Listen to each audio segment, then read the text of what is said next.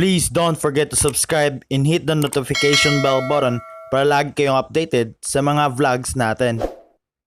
Hey, good day everyone.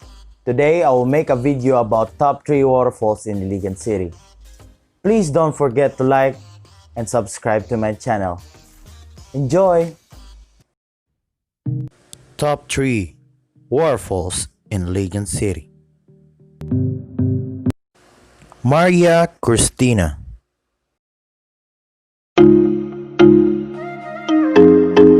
Maria Christina Falls is a waterfall of the Agus River on the island of Mindanao in the Philippines.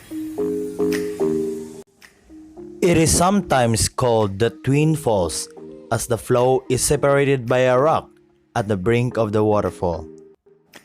Maria Christina Falls powers the Agus 6 hydroelectric plant, one of the several hydroelectric plants that harness Agus River.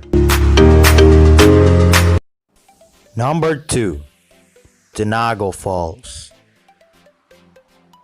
Tinago Falls is a waterfall on the Agus River, located between the town of Lanao and Iligan City, Lanao del Norte, in the northern part of the Philippine island of Mindanao.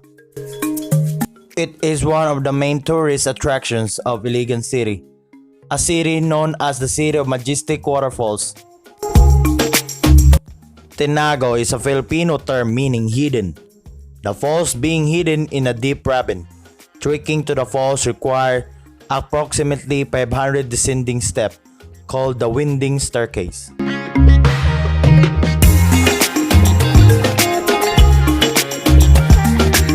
The falls is high and it's very cold water cascading beautifully into a deep and calm basin-like pool, which appear like a blue-colored lagoon.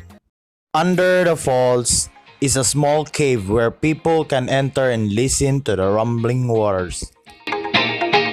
Tinago is located in a deep ravine in Barangay Dutucalan, Iligan City. The falls plunge 240 feet high from a cliff. That there once lived an influential and powerful Sultan Agok and his wife. They were appointed by their people as their king and queen, but they become too proud of themselves and become selfless rulers of their kingdom. When the Sultan's wife was pregnant, an enchantress disguised as a beggar begged for their help, but instead they exiled and rejected her. Because of this, the enchantress cursed the couple that the child would become ugly, that they did not take it seriously, and permanently banished the enchantress.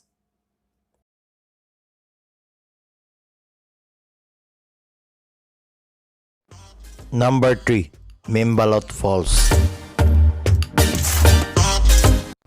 Mimbalot Falls attraction is one of the awe-inspiring and breathtaking places of Iligan City, aside from Maria Christina Falls and Tinago Falls. Mimbalot Falls is located at Barangay Boron, Iligan City.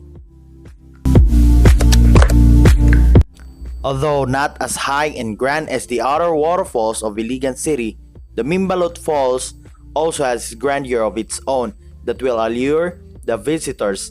With a height of almost 90 feet, the water flow cascades along the rocks and appear as rivulets and mini falls. It's cool, clear water, fitting to those who just want to have a quick break from the busy urban lifestyle.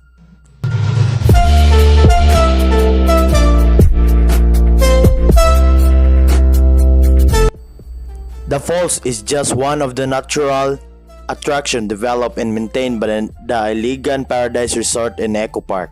And if you are feeling adventurous, you can also try other activities like zipline, cable car, horseback riding, or the kayak, because the falls like a natural basin.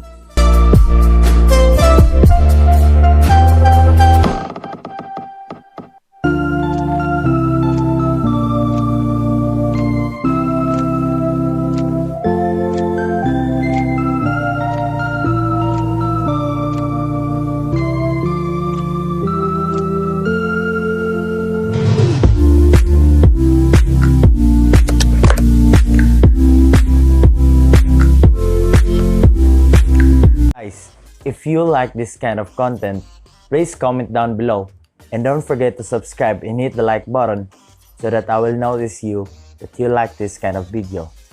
Have a good day everyone. Thank you for watching.